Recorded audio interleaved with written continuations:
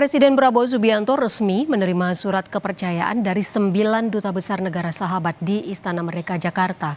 Presiden kembali menegaskan prinsip diplomasi Indonesia bebas aktif dan menolak segala bentuk penggunaan kekuatan militer dalam penyelesaian konflik global. Bapak Presiden yang kami hormati,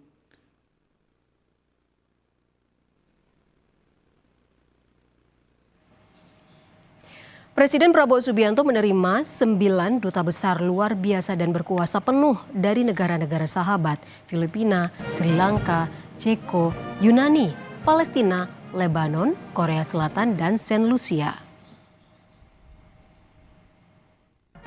Para duta besar menyerahkan menandai dimulainya masa tugas para diplomat di Indonesia.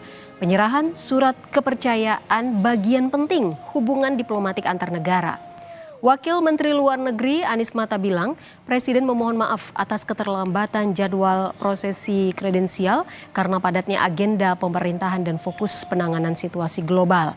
Menurut Anies Mata, sejumlah rekonsiliasi global turut jadi perhatian, termasuk potensi 3 skenario yang kini berkembang di Timur Tengah. Indonesia sendiri terus mendorong upaya deeskalasi demi membangun perdamaian jangka panjang, serta mengubah zona konflik menjadi zona pembangunan. Beliau meminta maaf atas keterlambatan ini kepada seluruh para dubes dan murni lebih banyak karena faktor jadwal yang sangat padat dari beliau. Tidak ada niat sama sekali untuk menunda-nunda pemberian kredensial ini sama sekali kan, murni karena masalah jadwal yang sangat padat tadi sejak dari pelantikan dan situasi fokus beliau kepada penanganan situasi global yang benar-benar membutuhkan konsentrasi penuh.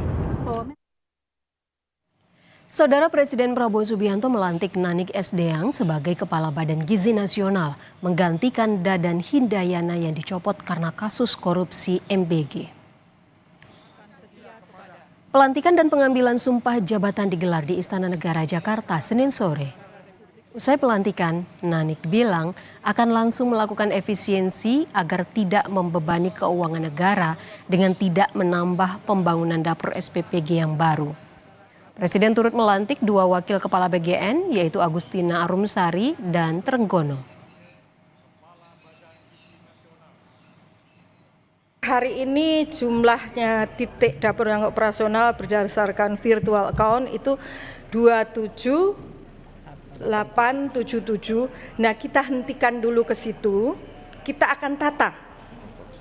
Kita tata apakah dapur ini melayani, ini sudah bisa melayani sebetulnya dengan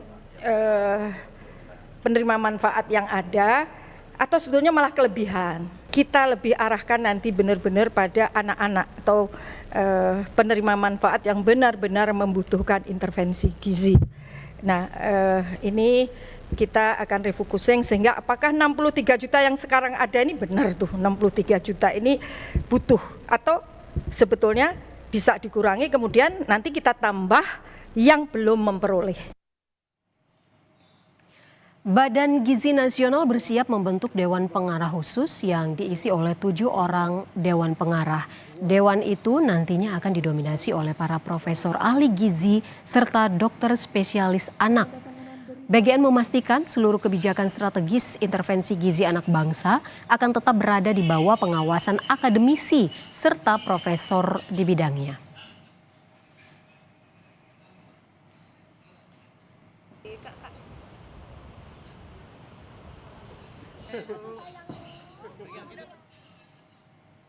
Indonesia menimbang dan seterusnya mengingat dan seterusnya 2. Agustina Arumsari sebagai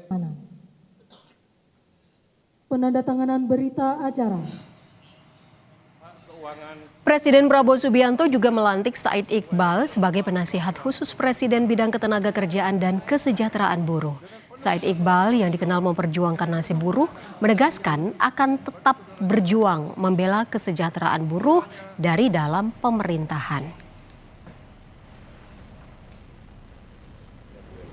Demonstrasi adalah sebagaimana Bapak Presiden berulang-ulang sampaikan adalah hak konstitusi, diatur dalam undang-undang. Siapa yang melakukan demonstrasi termasuk KSPI dan serikat-serikat buruh lain maka harus mengikuti prosedur undang-undang. Isu upah setiap tahun selalu menjadi isu utama, arus utama di dalam demo-demo kaum buruh. Mudah-mudahan dengan saya masuk ke dalam penasihat khusus Presiden ini, sebelum itu terjadi, kami akan membuat analisis kebijakan. Pemerintah siapkan stimulus ekonomi guna menjaga daya beli masyarakat yang dikhawatirkan terdampak pelemahan rupiah.